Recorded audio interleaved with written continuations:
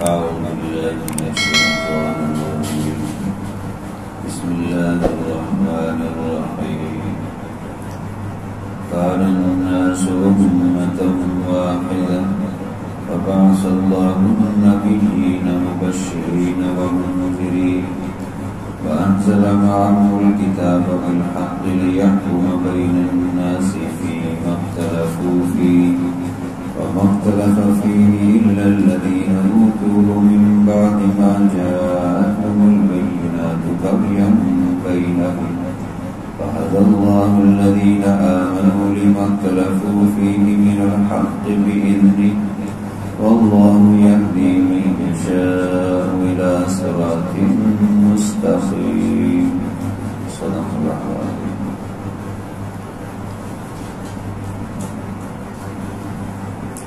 پچھلی آیات میں اللہ رب العزت نے دنیا اور حب جاہ، حب مال، حب دنیا کا ذکر فرمایا کہ جب اللہ کا حکم آ جائے تو پھر دنیا کی چیزوں کو چھوڑ دیا. اللہ کی محبت غالب آنی چاہیے، دنیا کی محبت غالب نہیں ہونی چاہیے. اور دنیا کا مال مل جانا، دنیا کی چیزیں، مال و متاع کسی کو زیادہ مل جانا، یہ اس کے مقبول ہونے کی علامت نہیں. مقبول ہونے کی علامت یہ ہے کہ اس میں تقوی پرہیزگاری سب سے بڑھ کے آ جائے. اب یہاں اللہ تعالیٰ نے فرمایا کہ لوگ ایک امت ہے، کان الناس امۃ واحدہ، تھے لوگ یعنی سارے کے سارے لوگ ایک ہی امت، ایک ہی ملت اور دین پر تھے. مفسرین فرماتے ہیں اس سے مراد عالم ارواح ہے. جب ساری روحوں کو اللہ تعالیٰ نے اکٹھا کیا تو ان سے پوچھا الست بربکم، کیا میں تمہارا رب نہیں؟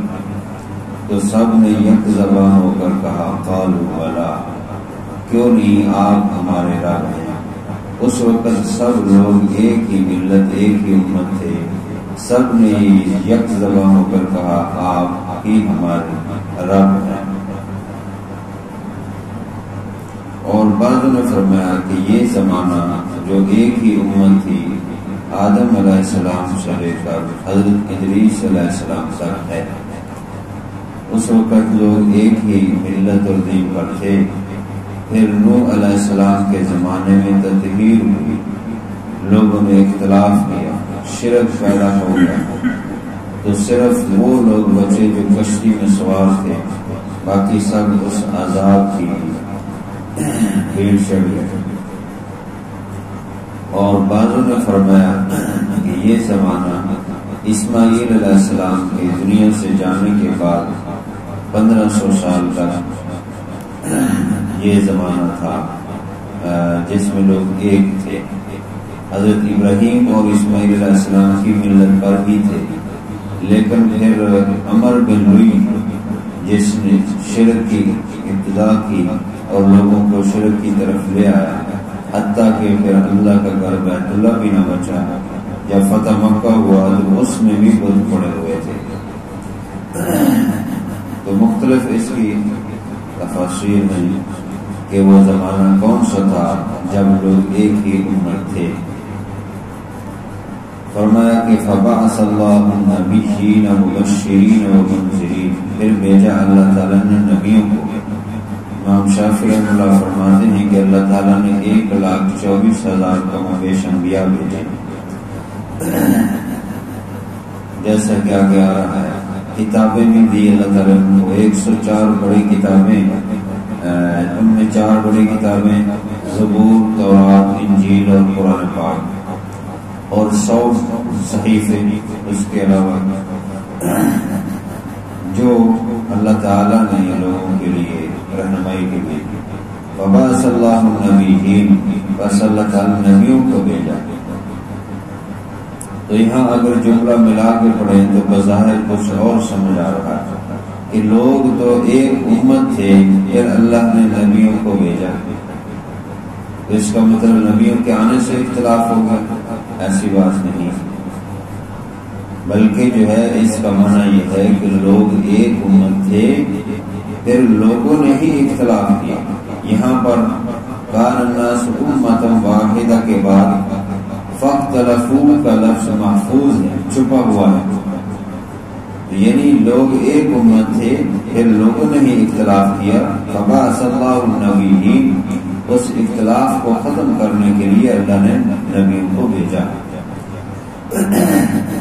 جب لوگ شرک کرتے تھے، ملت سے ہٹ جاتے تھے، تو اللہ تعالیٰ نبی بھیجتا تھا اور پھر دوسرے نبی آتے تھے، پھر اسی طرح یہ سلسلہ چلتا رہا۔ جو ان کے اندر خرابیاں تھیں اس کو دور کرنے کے لیے، جیسے ایک مریض ہے تو صحت تو ایک ہی ہوتی ہے، بیماریاں کئی ہوتی ہیں، تو ایک بیماری ہے تو اس کے لیے ایک نسخہ دیا گیا، وہ ختم ہو گئی، صحت مند ہو گیا، پھر اس کچھ عرصے بعد کوئی اور بیماری پیدا ہو گئی تو دوسری بیماری کے لیے دوسرا نسخہ ہے، وہ پہلے والا نہیں چلے گا۔ اللہ تعالیٰ نے پہلے جو بیماری اس کو دور کرنے کے لیے، اس اختلاف کو ختم کرنے کے ایک نبی بھیجے۔ جب ان کے اندر کوئی اور اختلاف اور بیماری پیدا ہوگی تو اللہ تعالیٰ نے دوسرا نبی بھیجا تاکہ ان کے اندر ان کو ہدایت اور نیکی کی طرف لایا جائے، کیونکہ سارے نبی یہی کہتے رہے کہ اللہ وحدہ لا شریک ہے، اس کی عبادت کو، تو ایک ہی امت ہے، ایک ہی حکم دیتے رہے، اور انبیاء پر ایمان لاؤ، قیامت ہے، جنت و دوزخ ہے، فرشتے ہیں، یہ سب چیزیں ایک سارے نبیوں کے ہاں یہ عقائد وہی رہے، لہذا اللہ تعالیٰ نبیوں کو بھیجتا رہا اور وہ ان کو پھر دوبارہ ایک ملت کی طرف لاتے رہے، حق کی طرف لاتے رہے۔ فبعث اللہ نبیین مبشرین، جو نبی ان کی ایک صفت یہ ہے کہ وہ خوشخبری سنانے والے ہیں۔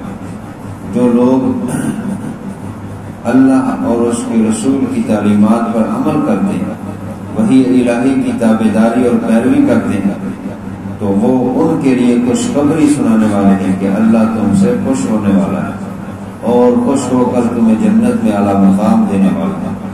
ومنذرین، اور دوسری صفت یہ ہے کہ وہ ڈرانے والے ہیں۔ جو نہیں ماننے والے ان کو اللہ کے عذاب اور سزا سے ڈرانے والے اور قیامت کی ہمیشہ کی ناکامی سے ڈرانے والے۔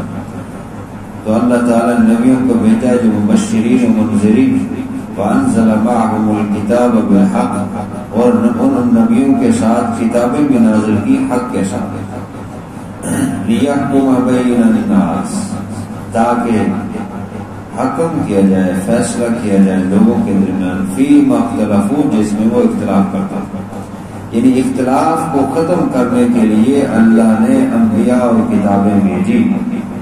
پہلے جملے کے بعد جو بظاہر یہ لگ رہا ہے کہ یہ لوگ ایک امت سے، پھر اللہ نے نبیوں کو بھیجا تو پھر لوگوں میں اختلاف ہو گئے، یہ معنی نہیں، بلکہ اس کا معنی یہی ہے کہ لوگ ایک امت تھے، لوگوں کے اندر شرک کفر کی بیماریاں پیدا ہو گئی، اختلاف کیا، پھر اللہ نے نبیوں کو بھیجا، جیسا کہ یہاں پر وضاحت بھی آ گئی کہ اللہ نے کتابیں نازل کی حق کے ساتھ تاکہ فیصلہ کیا جائے ان کے درمیان جس میں وہ اختلاف کرتے تھے۔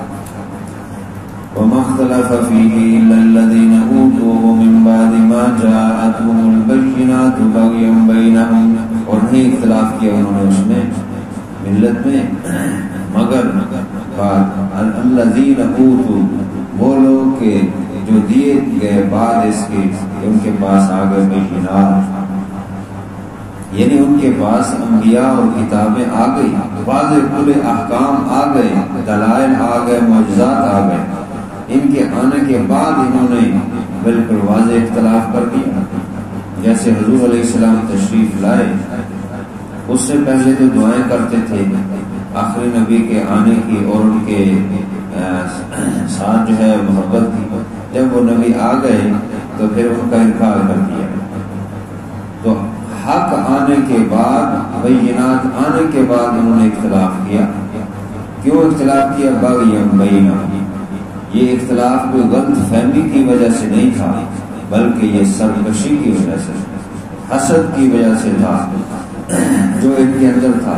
کہ حضرت اسماعیل علیہ السلام کی اولاد سے آخری نبی کیوں آئے؟ بنی اسرائیل سے آنا چاہیے تھی، یعقوب علیہ السلام کی اولاد سے آنا چاہیے۔ تو اللہ تعالیٰ نے اس کا بھی قرآن پاک میں کئی جگہ جواب دے دیا کہ اللہ تعالیٰ جس کو چاہتا ہے اپنی رحمت دیتا ہے۔ تو نبوت جو ہے یہ بہت بڑی رحمت ہے، اور اللہ تعالیٰ جن کو چاہتا ہے منتخب کرتا ہے۔ تو اللہ تعالیٰ نے بنی اسماعیل سے حضور علیہ السلام کو بھیجا، اور اس میں تمہیں کیا ہے؟ ایسے لوگ نے اسی وجہ سے بھی انکار کیا تھا کہ اس کی بادشاہت، اس کی مال و دولت اور اس کی وڈیری سرداری جاتی تھی اور ماننے کے لیے تیار نہیں۔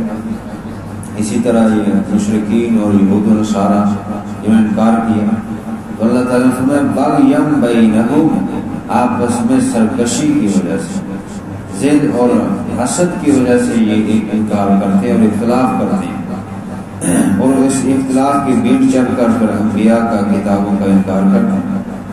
وَهَدَى اللَّهُ الَّذِينَ آمَنُوا لِمَا اخْتَلَفُوا فِيهِ مِنَ الْحَقِّ بِإِذْنِهِ، بس اللہ تعالیٰ نے ہدایت دی ان لوگوں کو جو ایمان لائے، یعنی جو طلب کرتے تھے کہ ہمیں حق مل جائے، تو اللہ تعالیٰ نے ان کو ایمان کی توفیق دے دی۔ ایمان والے ہدایت پر ہیں، یہ بتا دیا اللہ تعالیٰ۔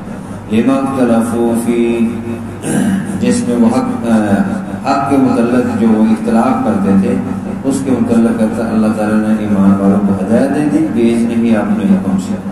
اللہ کی یہ مہربانی اور اس کا فضل ہوا ہے، اس نے اپنی رحمت سے یہ ایمان والوں پر رحمت فرمائی ہے۔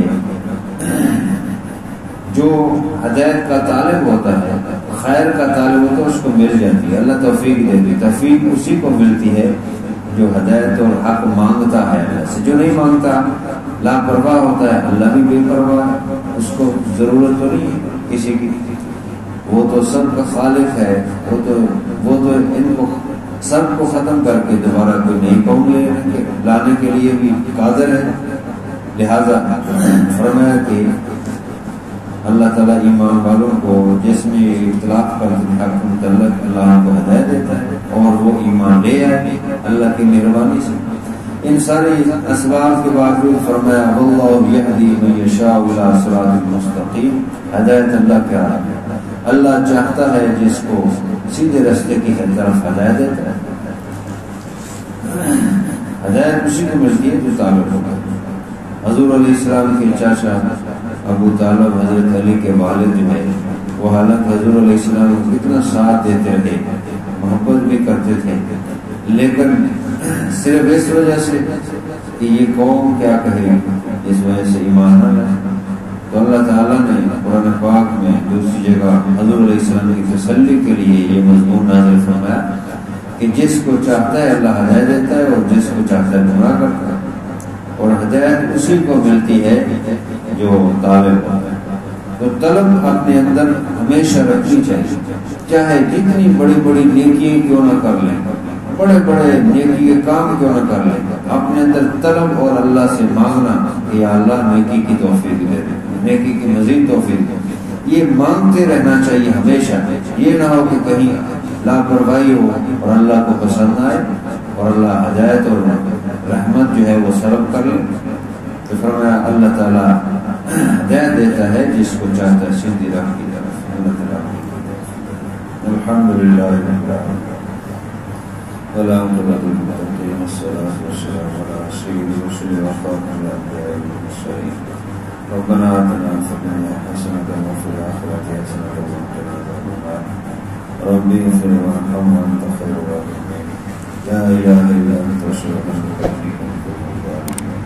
اللهم اغفر مرضانا ومرضى المسلمين، وصلى الله على خير خلقه سيدنا ومولانا محمد وعلى آله وأصحابه